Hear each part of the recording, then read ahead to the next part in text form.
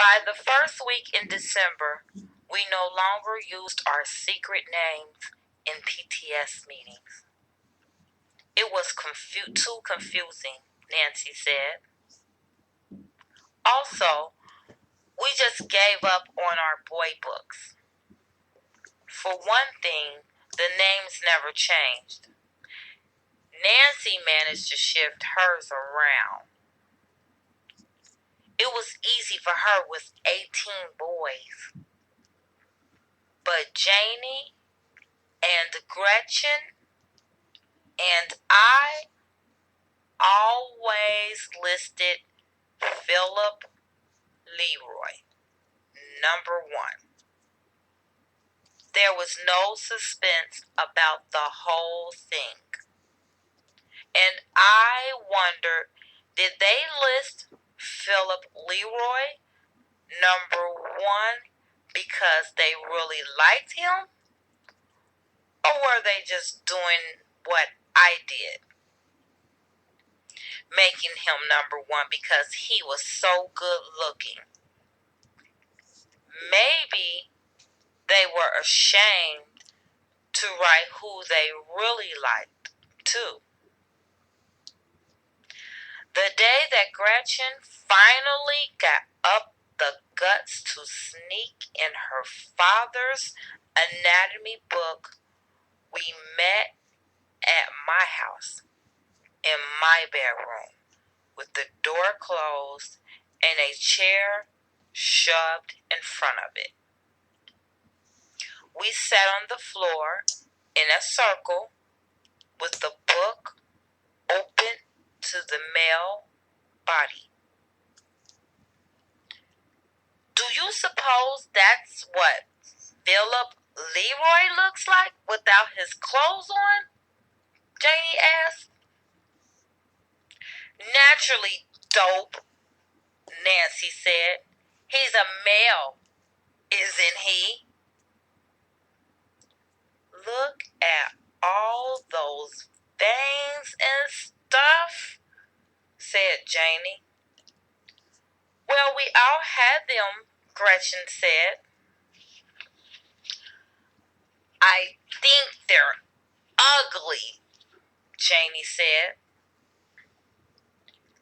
You better never be a doctor or a nurse, Gretchen told her.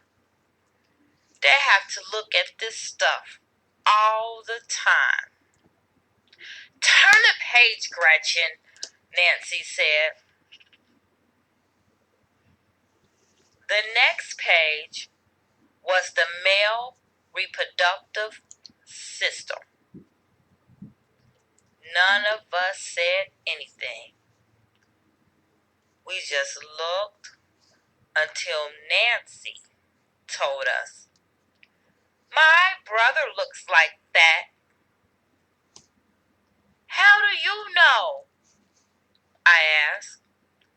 He walks around naked, Nancy said.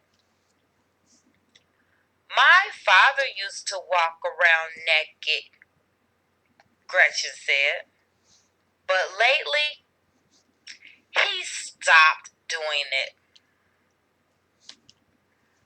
My aunt went to a nudist colony last summer, Janie said. No kidding? Nancy looked up. She stayed a month, Janie told us. My mother didn't talk to her for 3 weeks. After that, she thought it was a disgrace. My aunt's divorced. Because of the nudist colony? I asked. No, Janie said. She was divorced before she went. What do you suppose they do there? Gretchen asked. Just walk around naked is all. My aunt says it's very peaceful. But I'll never walk around naked in front of anybody. What about when you get married? Gretchen asked. Even then, Janie insists. You're a prude, Nancy said. I am not. It has nothing to do with being a prude. When you grow, you'll change your mind, Nancy told her. You'll want everybody to see you like those girls in Playboy? What girls in Playboy? Janie asked. Did you ever see a copy of Playboy? Where would I see it? Janie asked. My father gets it, I said. Do you have one around? Nancy asked. Sure. Well, get it, Nancy told me. Now? I asked. Of course. Well, I don't know, I said. Listen, Margret. Gretchen went to all the trouble of sneaking out her father's medical book. The least you could do is show us Playboy. So I opened my bedroom door and went downstairs, trying to remember where I had seen the latest issue. I don't want to ask my mother. Not that it was so wrong to show it to my friends. I mean, if it was so wrong, my father shouldn't get it at all, right?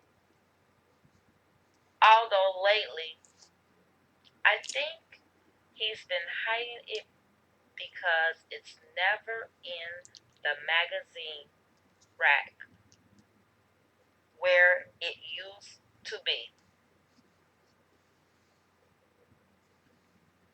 Finally, I found it in his night table drawer, and I thought if my mother caught me and asked me what I was doing, I'll say we were making booklets and I needed some old magazines to cut up.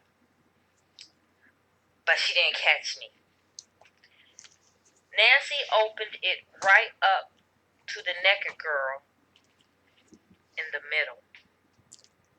On the front page, before there was a story about her, it said, Hillary Bright is 18 years old. 18? That's only 6 more years? Nancy squealed. But look at the size of her. They're huge, Janie said. Do you suppose we'll look like that at 18? Gretchen asked. If you ask me, I think there's something wrong with her, I said. She looks out of proportion. Do you suppose that's what Laura Danker looks like? Janie asked. No, not yet, Nancy said. But she might at 18. Our meeting ended with 50 rounds of we must increase our bus.